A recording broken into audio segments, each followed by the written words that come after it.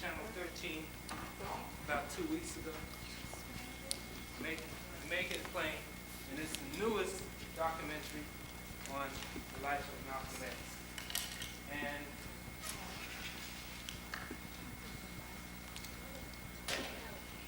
I'd like to introduce myself. My name is Bill Foster, and I'm in the Department of Special Programs, and I'd just like to thank you all for coming out to help us celebrate Black History Month, particularly celebrating the life of Malcolm X. Yesterday, as you know, was the Memorial Day of his assassination, and there were a lot of activities going on all around the college, and all around the city. And today is our special day. Today, I would like to introduce to you two guests that we have. We have two professors, brothers, people who have really committed their lives to the study of our people, to the study of what it is that we've done in the past and what we have to do in the future. They're multi-talented men, and that they basically have come to us from Baruch College. And I'd like to introduce to you Professor Arthur Lewin and Professor Tony Terry Morris. I'm sorry. I don't know how I get these names mixed up. I tend to. And Professor Lewin wrote the book, Africa is Not a Country's Continent. And some of you might be familiar with that book. And Professor Morris is an attorney at law. He also wrote the book, No Justice, No Peace, from Emmett Till to Rodney King. And so without further ado, I'm not here to talk, but we have two guest speakers talking today.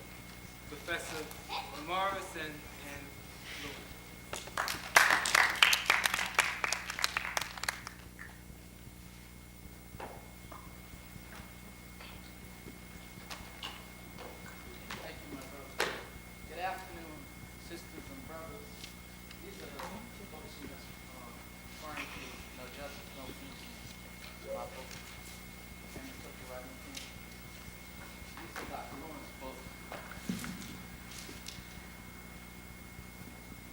Can you hear me?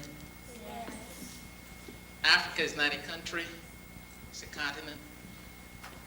And our story, the history of African America from 1950 to the year 2000.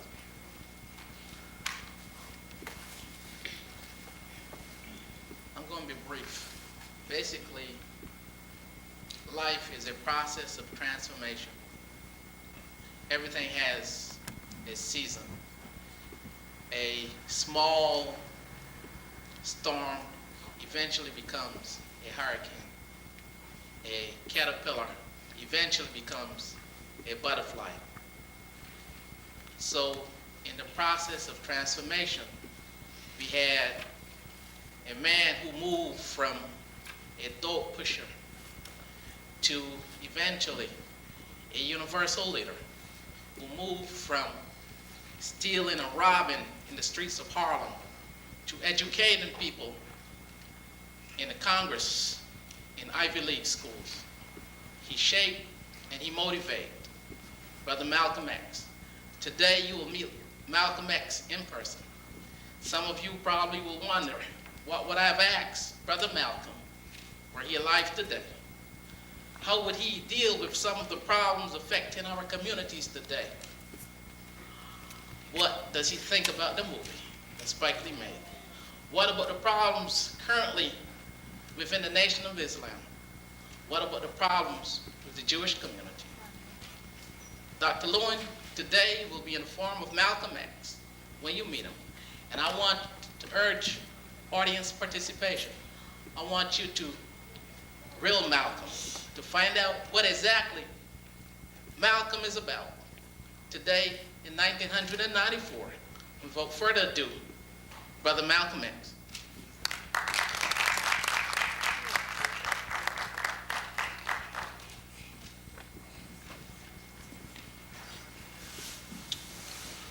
It's a pleasure to be here in this black institution of higher learning. And I just have one thing to say today, ladies and gentlemen. Who taught you to hate yourself? Who taught you to hate your hair? Who taught you to hate the way your nose is shaped, the way your lips are shaped? Who taught you that? The white man taught you that. That's who taught you that. Now you have to stop sweet talking the white man. Stop telling him everything is okay because he believes it. We're our own worst enemy. We sweet talk the white man. Yes, sir, boss. Yes, sir, boss. Everything's okay, boss. And he believes it. You have to let him know he's got to clean his house up. He's got to get his house in order. And if he doesn't clean his house up, then he doesn't deserve to have a house. You should catch on fire, burn down. To have once become a criminal, it's not a disgrace. Many of our brothers are in the corner doing the wrong thing. It's not a disgrace. I was once a criminal myself. I was a big criminal. I was one of the biggest ones. To have once become a criminal is not a disgrace. To remain a criminal is a disgrace.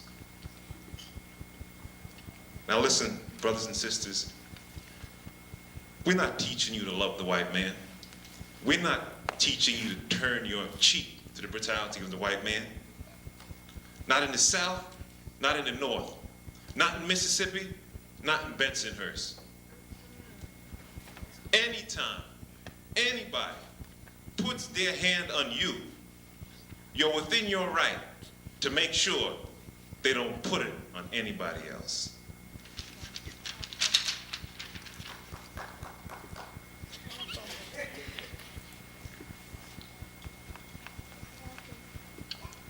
I'm here to reveal something to you today. The black man, the black woman, the black child, so many of us, we hate ourselves. We say,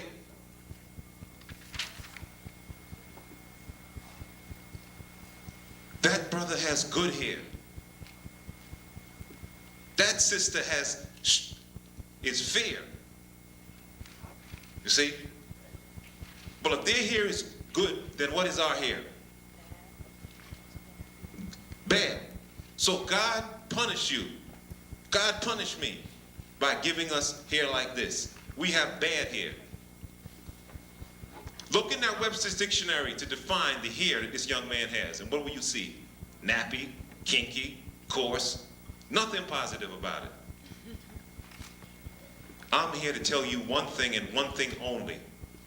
Love yourself. Love ourselves.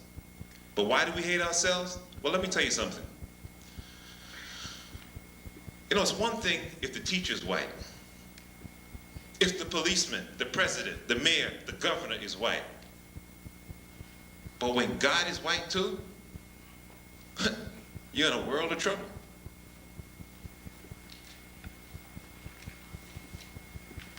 If anyone gives you a God and it doesn't look like you, you give them that God back. No people on this earth worships a God that does not look like them, except the American Negro, the Caribbean Negro.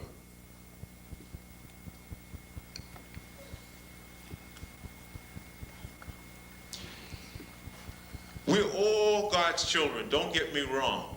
We're all God's children. But when the people who produced all the great prophets, all the great civilization, all the science, are going around thinking that God does not look like them, and everybody else has appropriated our prophets, and those are our people, and we're walking around thinking we have bad hair, thinking we're ugly, thinking God doesn't love us, I'm here to tell you that you're wrong. Minority. What are you, a minority? A minority of what? You were not a minority in 1960, and you sure ain't one now.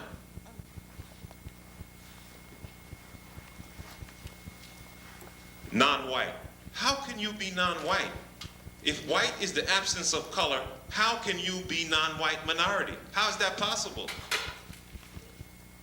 White is the absence of color. You have something that the white lacks. You're not non-anything, and you're certainly not a majority. Not in the city, not in the hemisphere, and not in God's world, not in this world. Alien? What alien? This is your home.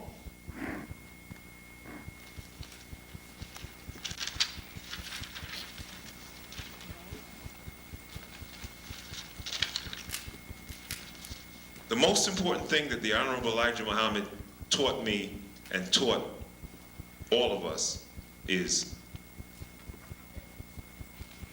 do for self. Do for self. Yes, the white man is the devil. Yes, he has us in this hell. Yes, he has oppressed us from Africa up until the present. Yes, but who will liberate us? We shall, when we take control of our African mind. In this country, 17% of the African students in college, African students in college in America attend black institutions. And Medgar Evers is one. It's a black institution. Only 17%. But of those who graduate, 38% come from black institutions of higher learning. When I came here today, I could just feel the spirit of Brother Medgar Evers, who took 30 years to finally get justice, right? I could just feel all the positive vibrations. The young people, the older people, the students, all gathered here for one thing. Knowledge of self. It's written on the pyramid, know thyself. That's the most important lesson for us all. And here I see a gentleman who I think is a bringer of knowledge.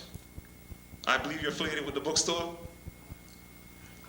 With the college. He's an official of this great institution, as Bill Foster is, and the people we see around here.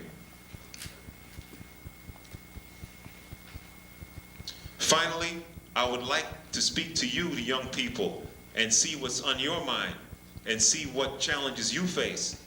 It was one world in 1965 when I left you, and it's another world 30 years later. But I would like to close my formal remarks by saying,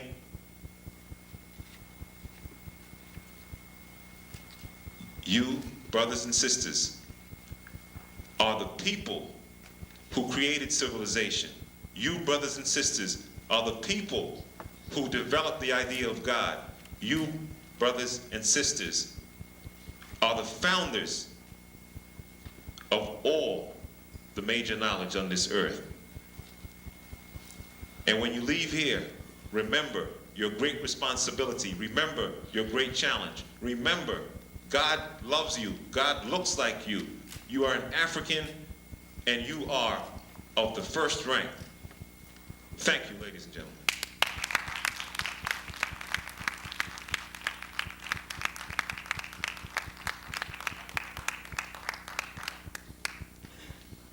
Do you have any questions for Brother Malcolm? Don't all go at once.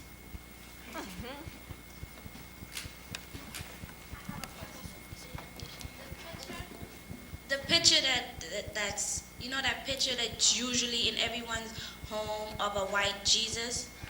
Do you know who that person is? Oh, thank you, sister. I'll tell you what I notice is this. Many of the pictures look alike, right? Now, up until 500 years after Christ, all pictures of Christ were painted black. All pictures of Christ were painted black until about 500-600 years after Christ lived on the earth.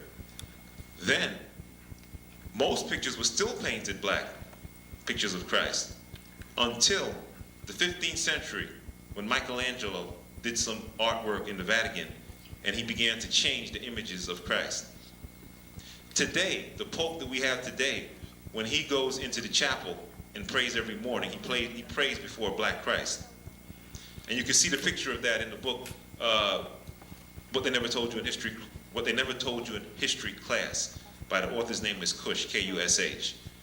Now, who this gentleman is, he was probably, they say that the contemporary pictures that we see of Christ is of a white Polish man. I don't know where he lived or what time, but they all tend to look alike. But this is just a recent phenomenon in world history. They claim that that picture is a relative of Michelangelo, one of his cousins, I believe. I would like to know, where did you get your philosophy from? Thank you, young lady. Well, I got my philosophy, my first philosophy that I got from the home.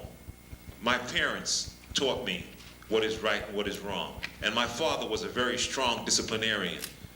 And he was a follower of a man that you may have heard of called Marcus Garvey. And I had 7 brothers and sisters, and he ran a tight ship. And he didn't take anything from anybody. We lived in a town in Michigan, and Michigan had, at the time in the 1930s, had 4 times as many Klansmen as Mississippi. You talk about up, down south, and up north. You're up north, you're up south. So what happened was that the Klan did not like my father because he was independent. He wanted to do for self. He spoke out all the time. And one day they burned our house, and one day they killed him. And so I was left, the family was left adrift. My mother did as best she could, and ultimately drove her mentally, gave her problems, and she was institutionalized. That was my first set of teachings. And my second set of teachings came from the street. And I was strong in the street. And I learned dog eat dog. And I learned to carry a gun and to commit crimes. And I thought I was doing the right thing. But then my third teachings came from the Honorable Elijah Muhammad, and it reinforced the teachings of Marcus Garvey and teachings of my father. And that is what I'm sharing with you here today. Thank you. I wanted to know, were you real close to Malcolm? Did you know him? Did I know who? Malcolm X. I am Malcolm X. Terrence? Tell me. All right. What will happen is Dr. Malcolm X will come out of character afterwards, and he'll handle any additional questions you have as Dr. Lowen. But right now, we're dealing with Malcolm X. Okay. Assalamu alaikum, brother Malcolm. Assalamu alaikum. I want to know, how old were you when you joined the Nation of Islam? When I joined the Nation of Islam, I was so long ago. I was about 24 years old. 24 years old. I was in prison at the time. I was jailed at the age of 20, and I was kept in jail for 10. I was sentenced for 10 years. I was let out after 7 years, and I converted while I was in prison. Yes, ma'am. This 30 years later, what could you teach us and tell us about black on black crime? What could I teach you about black on black crime?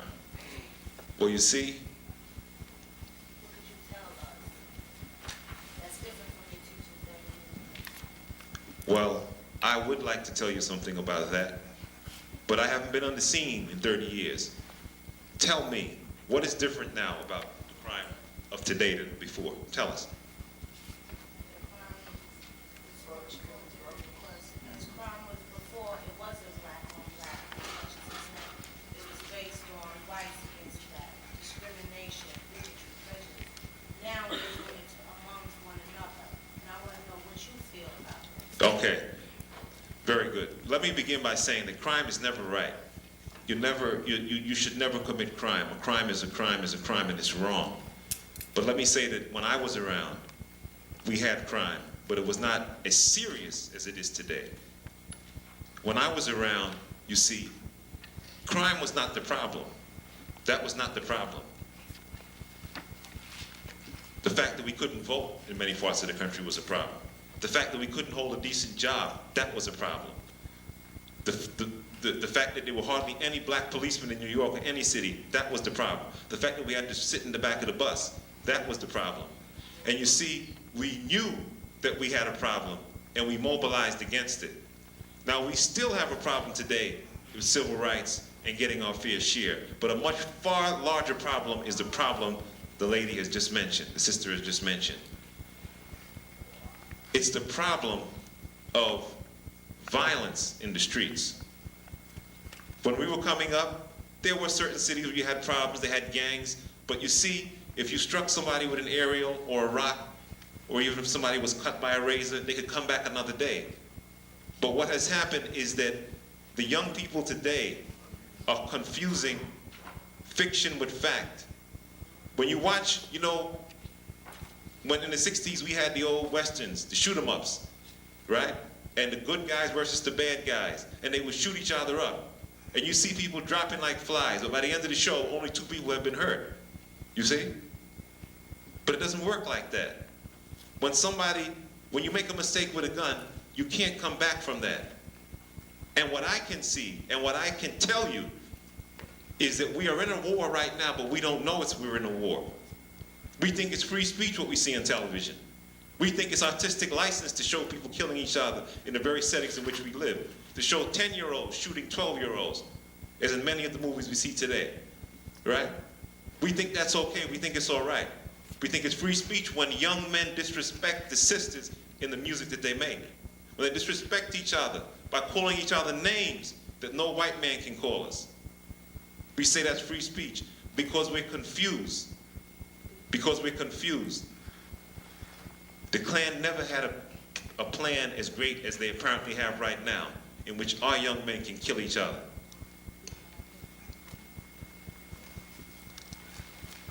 Yes, sir. Yes, I'd like to understand. I was born in the 60s.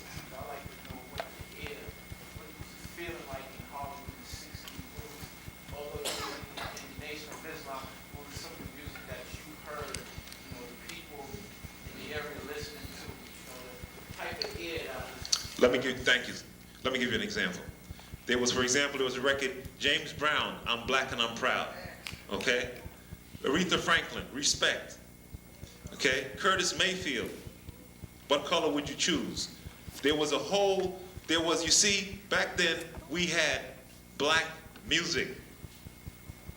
You see? Motown was popular music, but it was black music. If you turn on your radio dial today and you hear somebody singing and they sound black, right? You know what they say, every brother ain't a brother, because that's not black music. It's not black until you write it, you are inspired by it, you write it, you produce it, you package it, you sell it, and you make the profit. Anything else that's not totally controlled by us is not of our making. To come back to the feeling of the 60s, you see, Harlem is the capital of Black America, is the capital of our nation in America. You see, Harlem has undergone a transformation. It still is the capital. That's the seat of our power. We have to rescue Harlem. If we don't rescue Harlem, we will continue to be adrift. This is why the Apollo Theater is now under our control. This is why we have radio programs coming out of there in an attempt to recapture the African mind. When I was alive in 125th Street, there were street side speakers. This was democracy in action. Anybody that had something to say could bring their soapbox and speak to the people and interact. When I was alive, we had our problems in Harlem, we had our problems in New York, but you could ride the subway any time of night. And in the 40s, you could spend the night in Central Park without anybody bothering you if it was hot. You'd camp out there. And brothers and sisters, Harlem can be what it was before, and we can rise again. But it's up to you. Any other questions?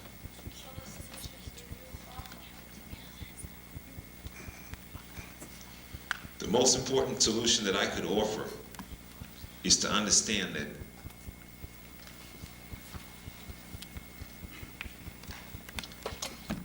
it's good to have a leader, It's good to have people that you admire. But you must remember one thing. Once you put all your eggs in one basket,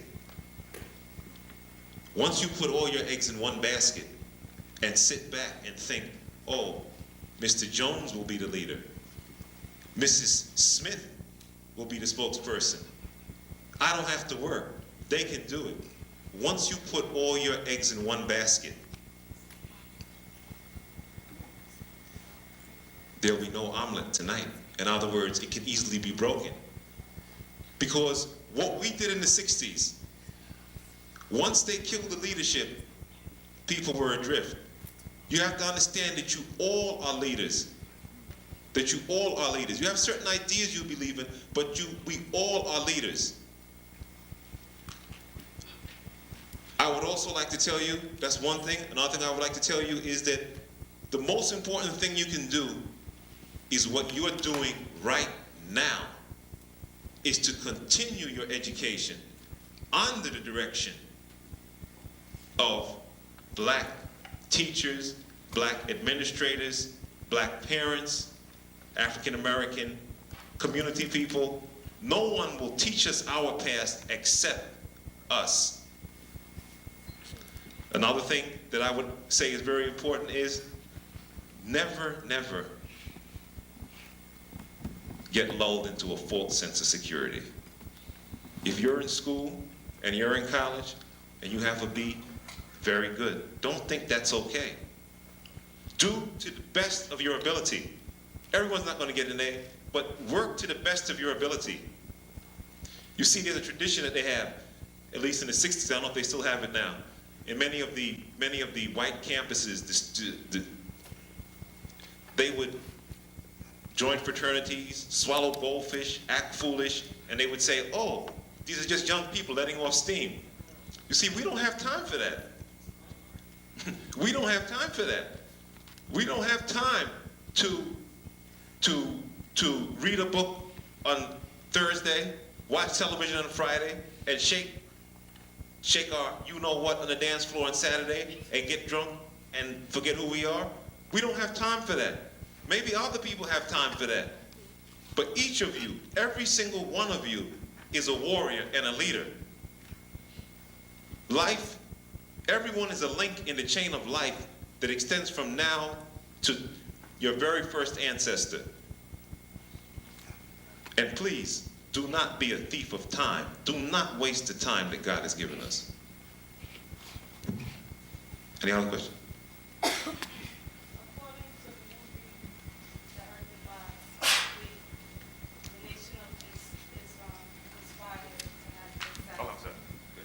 What do you have to say? According to the movie directed by Spike Lee, the Nation of Islam conspired to have you assassinated. Do you have anything to say about that? Yes. What I would like to say, I'd like to say a few things about that. Let me preface my remarks by saying this.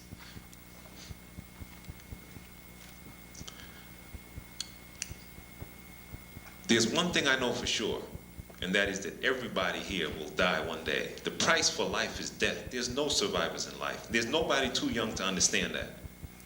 All right? It's a great interest when a man first dies as to who killed him. And it's a great interest, okay? After a while, it's not that important anymore. Because there's nothing on this earth that happens that doesn't happen by the hand of God. And what I'm trying to tell you is this. The past is the past. Who assassinated me? Why did they do it? You know the answer. You know the answer. All the books are in the library. Read, see, come to the conclusion. But there's no time, there's no place for us to look at the past and become imprisoned by it. There's only time for us to move together into the future. And I want to say something else about, just briefly since you mentioned Spike Lee's movie. A lot of people criticize Spike Lee about that movie. A whole lot of people. But I tell you this, at least he made a movie about me. They never even made the movie the first on me. Okay? at least he tried to enunciate a statement. And I want to say something else. A lot of people walking around today talking about how they were my friends, how they were with me. If half of those people were with me, I'd be here in the flesh today.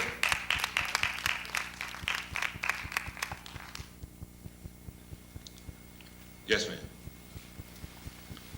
That day that you got shot, did you have a feeling, or did you know that it was your time to go? I knew. Let me tell you something. I knew, and you know what your future is, right? How many of us here have woken up with a dream and the dream has come true? How many of us get a feeling and the feeling is right? Okay? You know the answer to these things. You see, don't let the white man fool you. You have the soul, you have the power, you have the spirit. Listen to it.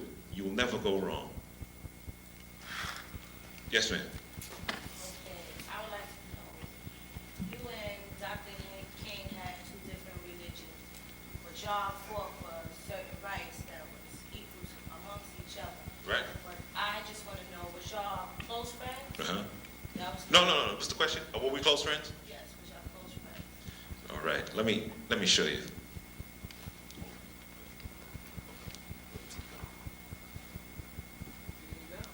Okay, you see this? You see? That's Dr. King and I were shaking hands right there. You see? Let me tell you something. There's a thing where I'm gonna answer your question. There's a thing there with the police. When the police get you, you know what they do? They play good cop, bad cop. There's one cop that's gonna beat you up or throw the book at you, and there's the other one that wants to be your friend. And between the good cop and the bad cop, you're so scared, you think he's helping you, and you commit to things you never even dreamed of. What Dr. King and I were doing, we were playing, in a sense, good cop, bad cop. If they didn't want to deal with Dr. King, then they would have to deal with me.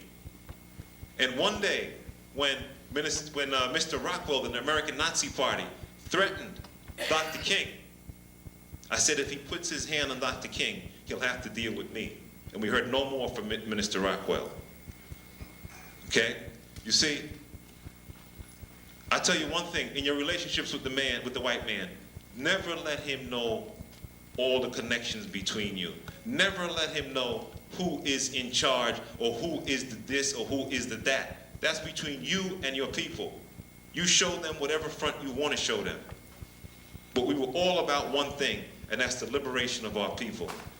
And years later, Dr. King himself was taken from this planet when he began to speak in a very more independent way.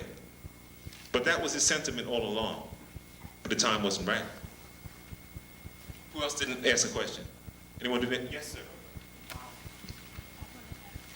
From 1965 to 1994, where exactly do you think you went wrong? Who do you, per se, point the finger at? Young people today that's killing each other, or the old people that neglected us? Okay. All right. I'll try the best I can, brother. I'll try my best. Thank you for that question.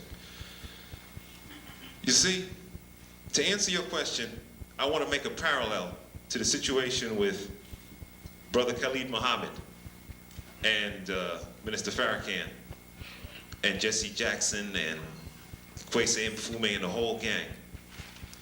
In that tragic little episode, we could sit down and try to figure out who's to blame. Why did Khalid Muhammad say those things? And why did Minister Farrakhan renounce him? And why did Jesse Jackson get on television and renounce this man without speaking to Farrakhan first? Right? And why did the head of the Congressional Black Caucus jump up there and be manipulated like a puppet on a string? You see, it's easy for us to sit back and criticize. The failure in that episode, you can't put your finger on who is to blame. It's the fault of the group. It's the fault of the group. When Kwesi Mfume runs for Congress, and when Major Owens runs, and the other people run, who gives them the money? You see? Who gives them the money? Where did we go wrong? What I'm trying to say is, it's not so much that we went wrong. The only place we went wrong is that we became complacent. We thought the struggle was over. The struggle is never over. Reading the Bible about Job, look at how God tested Job. Why did he test him like that? Because he loved him. To show his love for him. Why is it that we believe that we deserve the land of milk and honey? Why is it that we believe that we should get to a point where we can kick up our feet in the desk and say, all the struggle is done, now I can reap my benefit? Why do we want heaven on earth? How come we don't understand that life is always a struggle? You were born to struggle. And we were born to use this wonderful mind we have to solve the problems that confront us. When we solve one problem, another one shall occur. And what is the essential problem? The preservation of the people.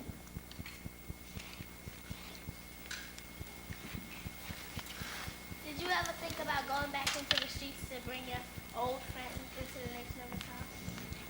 I did do that when we first came out. We call that fishing expeditions. We would go on fishing expeditions, and we would go and try to speak to people. When I wrote some of my colleagues from prison, they laughed at me. They said, what are you into, some new hustle or something like that? But when I came out, we went to the different places. We went to the pool halls. We went to the dance halls, and we began to get people out. And the basis of the Nation of Islam was people who we had rescued. But since I left the scene, a number of changes took place. Much of that was destroyed, but it's coming back again now. And you know, it's really amazing when you come down to the temple and you see the young brothers and sisters, fine, strong, young black men. No foul words coming from their mouths. No 40-ounce old English. This is what they're drinking now, sisters. This is what they told me. It used to be Thunderbird in my day. But now it's something, some other malt liquor, which we didn't even have back then. But you don't see that. And at first you'll be shocked. Because how can you see all these strong, young, vital black men, sharp as a tack, dressed, respectful, dressed to kill?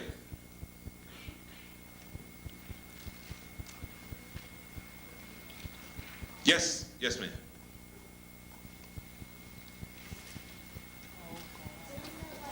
Do you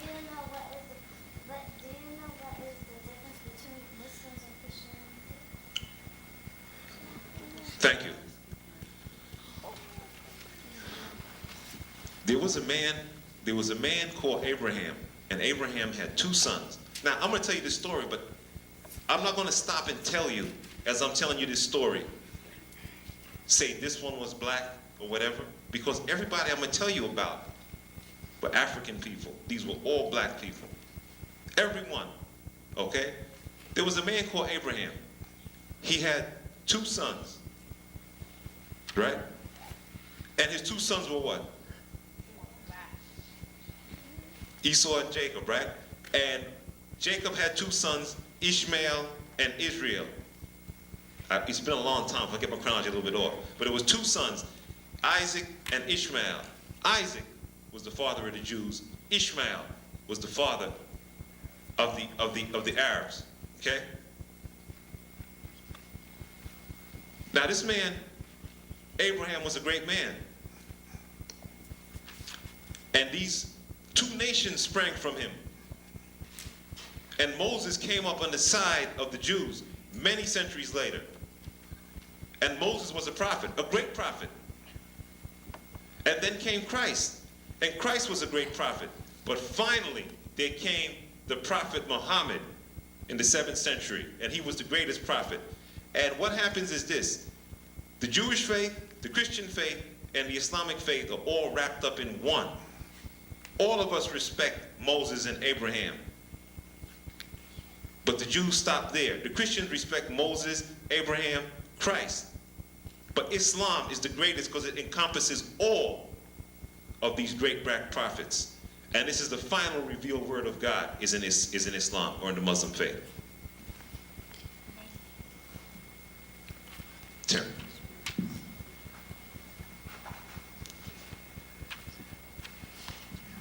Okay, we'll take one or two more questions, then Malcolm will come out of character.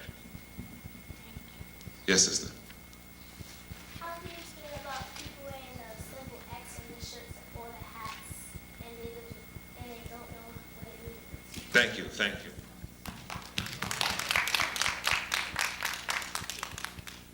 That's right.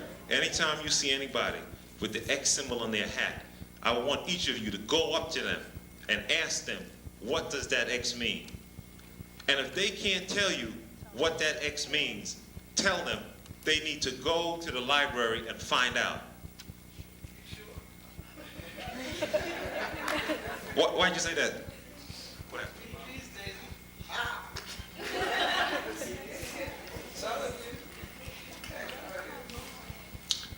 Well then, you see, it's been 30 years, my sister. It's been 30 years.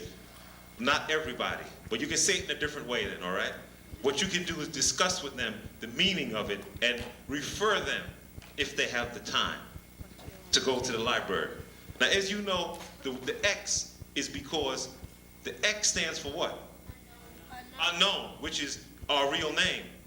Our language, our name, our heritage, it has been obliterated from our memory. That's why we have this white God. That's why we have all these problems. And the X represents that, the unknown factor. You see? So, since we don't know our real name, since we don't know our real language, that represents the unknown. So if my name was Malcolm X, I was the Malcolm, the only Malcolm in the mosque where I registered. But if your name is Charles 35X, that meant there were 34 other Charles in that mosque and you were the 35th one. Yes, ma'am. Why is it so important? I mean, as far as what color God is, does it really matter what color God is? Let me say this. Let me say this. To be quite frank with you, doesn't matter. Doesn't matter what color God was, right? It doesn't matter what color Christ was. It doesn't matter what color the Egyptians were or the Nubians. These things simply do not matter. However,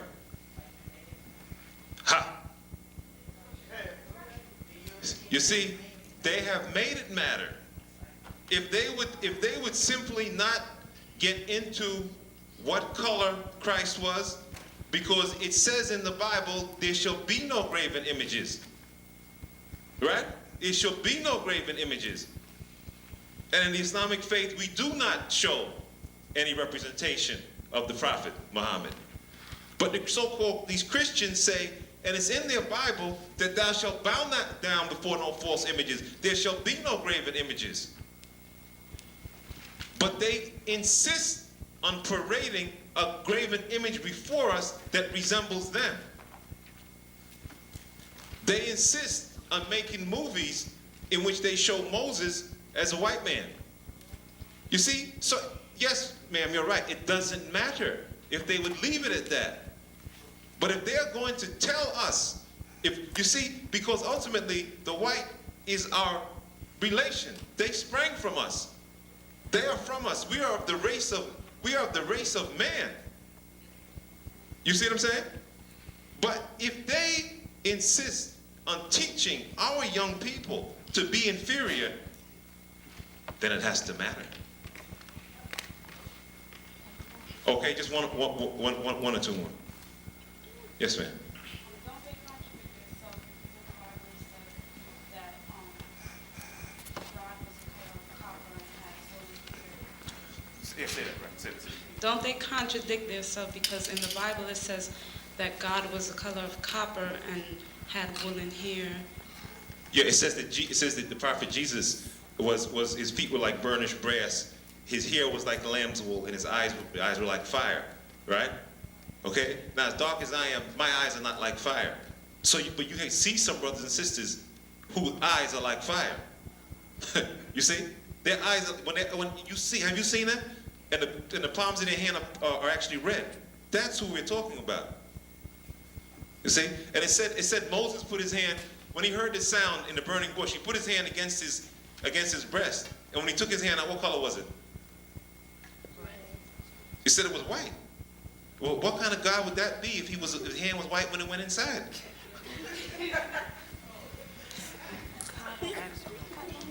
Okay, one last question. Good. How did it feel like when you took your trip to Mecca? Thank you. It felt like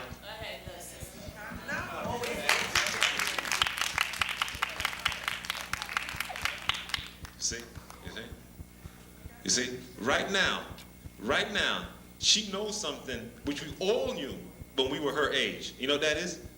That she can be anything she wants to be. You see? She knows she's the best.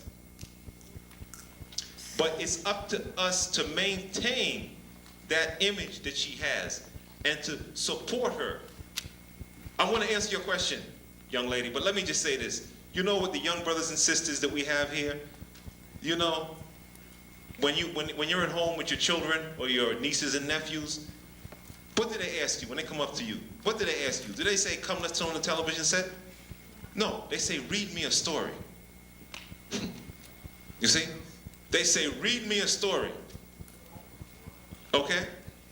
And you say, do the homework, right? But at least, you see, the natural tendency of the child is to interact with the written word, either on the page or face to face. That's their natural tendency. No child wants the babysitter. They want their family. So they only turn to television when we turn away. And the most important things that we can do, every time you sit down with your young brothers and sisters, your nieces, your nephews, your children, and you read to them, you're making an investment in the nation. Now, to answer your question, how did I feel when I went to Saudi Arabia? I felt like I was home. I felt like I was home because I was in the place where the Prophet Muhammad established this religion, which is the greatest religion of all, which is the final word of God. And when I was there, I saw people of many hues. I saw black, white, I saw people that looked very light, people that looked very dark. But there was a unity there at that time. Now, since I've died, many people have changed history and said that I changed and I was no longer standing up for what I believed in. No, that's not true. I believe in the African nation. I believe in ourselves. But what happened when I went to Mecca, I began to see beyond that, and I began to understand that every white man in the world is not like the white people here. All right? But we still got to deal with what we got to deal with here. Okay?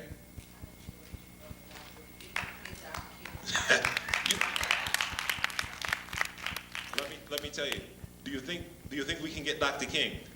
I think that it might be possible, and I will have Dr. Lewin speak to you on that when he comes down.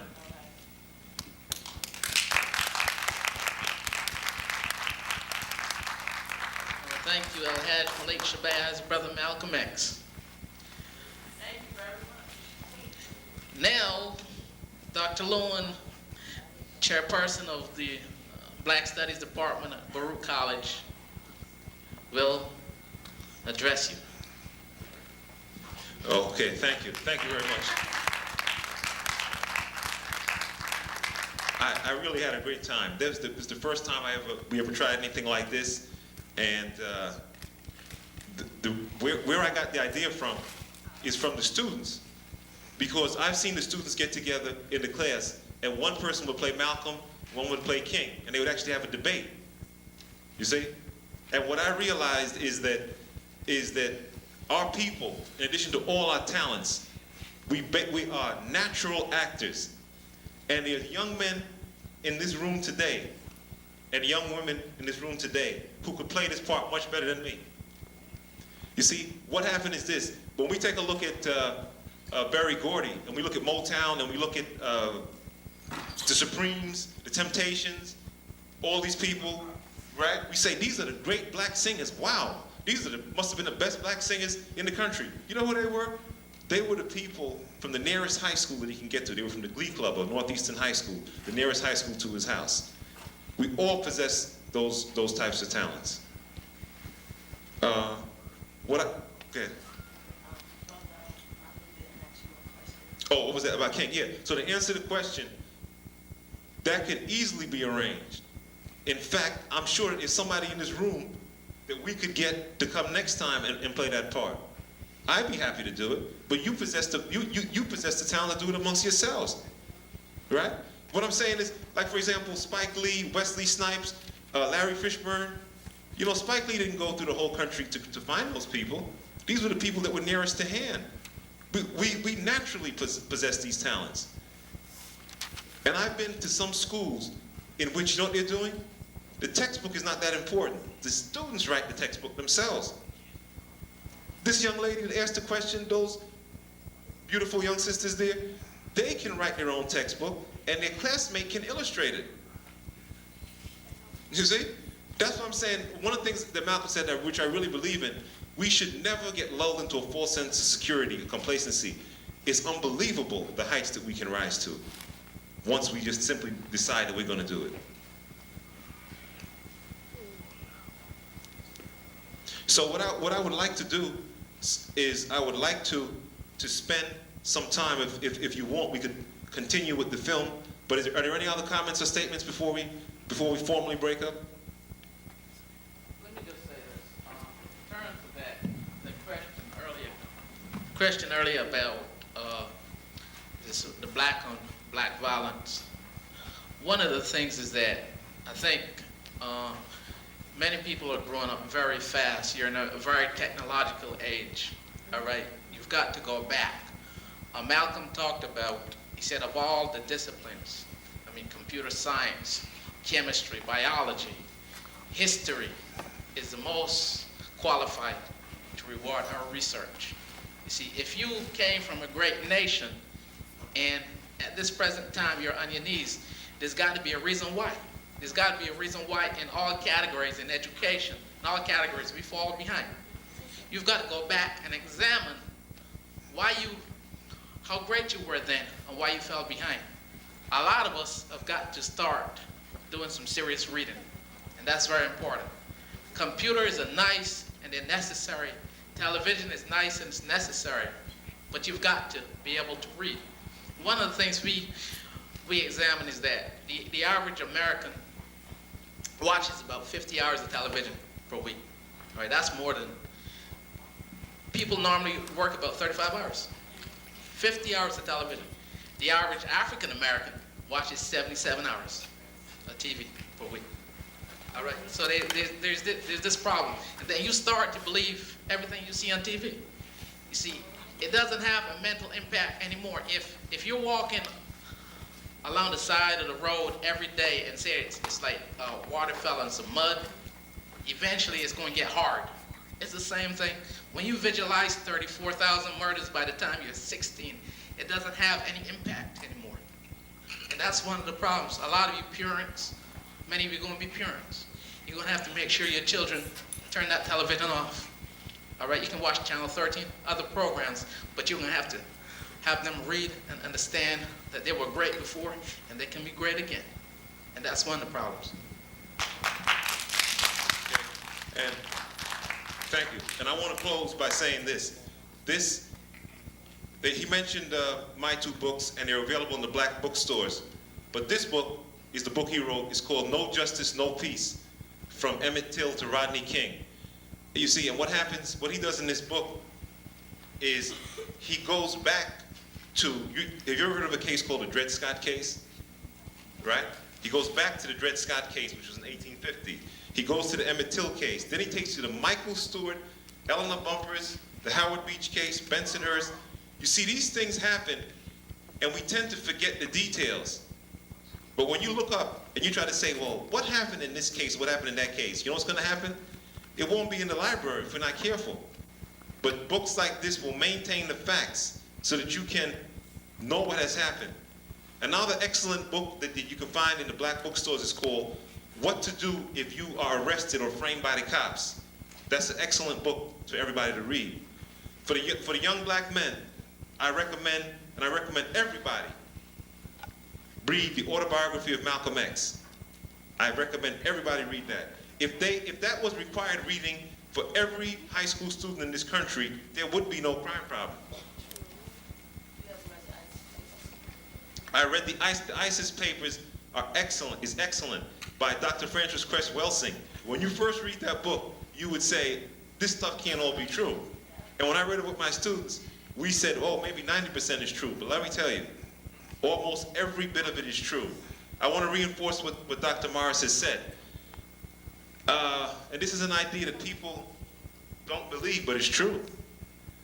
There are things, the money on television is not spent on the programming, it's spent on the commercials. And there are things in those commercials that are locked into your mind forever. Now I remember, now I can tell you, a commercial I heard when I was the age of those young children there. You brush your teeth with Pepsodent, blah, blah, blah. You remember these things. 30, 40 years from now, things you see on television will still be embedded in your mind. And unless you know what the images are they're conveying to you, you'll be brainwashed. What does it mean when they constantly show you Shaquille O'Neal, right? What image is being conveyed? What is conveyed when he says, you want me to shoot it? Do you want me to throw it? What is he saying? And why is it you always see Shaquille O'Neal, but you never see Minister Farrakhan? Right? You see? What are the images being conveyed to you? There's a young man on television called, in a show, his name is, what's his name? Martin. That's the little boy, right? Did they make fun? The little boy that Urkel, right. Now what happened is this. People look at it and laugh, right? But what they don't understand is that he's very intelligent, and he's doing well in school. Then we wonder why our young people will say, what's wrong with you, man? What you doing all that reading for? You acting white? They wonder why young people say that. But if we can allow this show to come into our television, into our home, and laugh at this man who's bookish, you see? Who is Urkel? Spike Lee is Urkel, and look at what he's done. Okay? So what I'd like to close by saying one thing. Go to the nearest black bookstore where you live and inhabit that place. The writing is good, the facts are true, and it represents the stored knowledge of the ages. And who knows, I might see you there, because I love to go to the black bookstores here in this area. So it was a pleasure being here, and if you want, in a few minutes we can continue the tape, and I want to thank you for giving me such a warm greeting. Thank you very much. Thank you, Dr. Additional, another very good book you should probably pick up, especially the ones that are in college. It's called The Miseducation of the Negro by Carter G. Woodson. All right, and there's, Naeem Akbar has a very good book out called Vigilance for Black Men. It's an excellent book. If you're concerned about the plight of black men, about gangs and crime and stuff, he gives you a very clear vigilance for black men. Thank you. Thank you.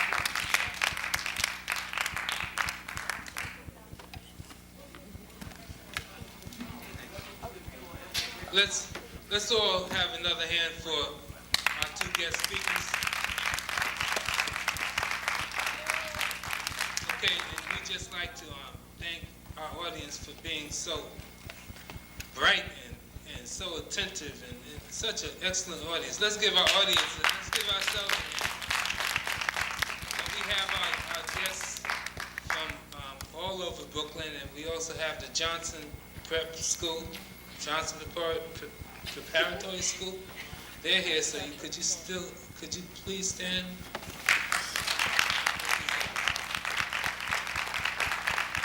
Very excellent, independent black institution in our community. I'd just like to thank you all for coming. And as you might have seen, I know at Johnson Prep they have your books. But this is one of Dr. Lewin's books, Our Story. Here we have the picture of Malcolm and Martin on the cover. And it's written in, some very good pictures in here and a story about 1950 to the year 2000, the story about the major events and what we have to do as a people. Okay, and here, you know, we want to get some more information about Africa. For the young people, you know, it's time to learn now while you're young. And there's no such thing as, well, this is too hard to read. Because Malcolm X, as you remember, had learned a lot about reading from reading the dictionary. He studied all the words in the dictionary when he was in prison. Now that's a lot of words, right? And yeah, this is another excellent book. I think there's some games in here too, right? For you parents and young people, these are must books for our young people to have. Okay, so Dr. Lewin would just like to thank you again. Now, I know that some people have classes, and their classes over at 1:20 or 1:30. How many people would like to stay and see the rest of the video? Okay, because it's an excellent video. I think it's the best thing I've seen on Malcolm X. And for those of you who have to leave, if you could leave out quietly, and we're going to show the rest of the video. Just like to thank you all for coming.